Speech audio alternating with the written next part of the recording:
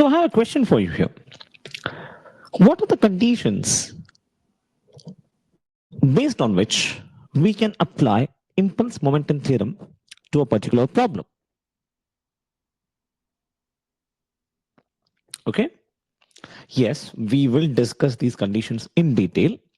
But first, I want you to think what are the possible conditions which act as a checklist that we apply before trying to solve a problem using impulse momentum theorem.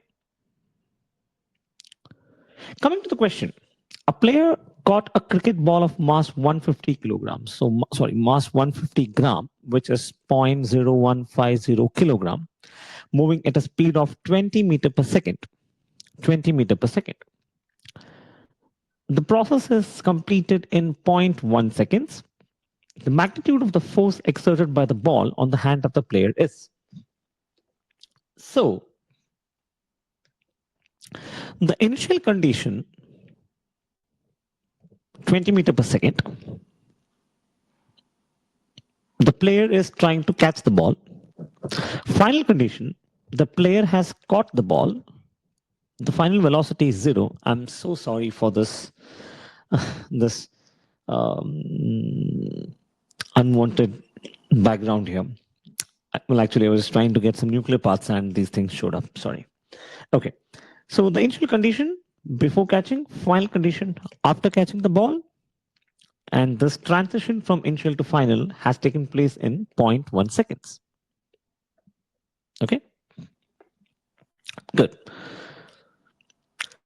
So if we consider this initial to final condition and apply the equations of motion, v is equal to u plus at. The final velocity is 0, initial velocity is 20, plus a time is 0.1 seconds. And therefore, this is not the vector.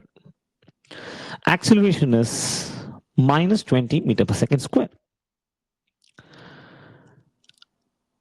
When acceleration is minus 20 meter per second square, what is force acting on the ball?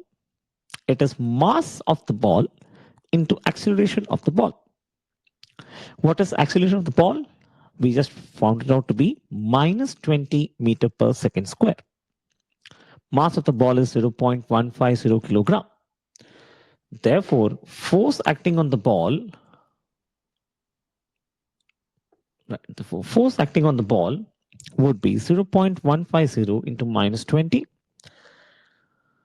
15 into 2 is 20. 15000, that gives us 30 kilogram meter per second square, which gives us kilogram meter per second square is Newton. So F is equal to minus 30 Newton. Now, magnitude of F is therefore equal to 30 Newton.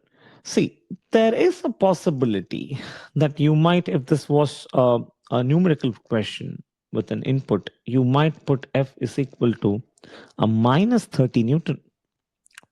Right? But that's why the question is very specific about it. What does it say? It's the magnitude of the force exerted.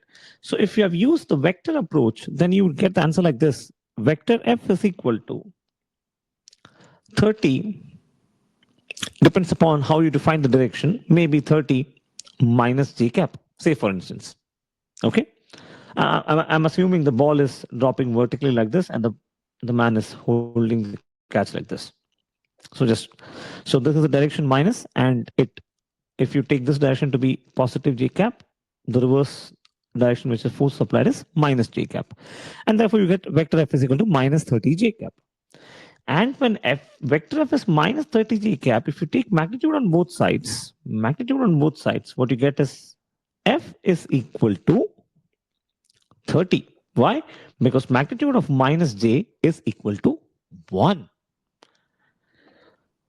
So I think this is one a very common mistake that we see often during we encounter numerical type questions. A very silly one, but yes, it is something very common.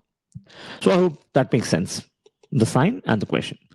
Now, are we done with the question? No, we are not. Why? Because we started this with a different question, which is that Conditions for impulse momentum theorem. What are the conditions, if at all there are any? Okay, right. So moving on next.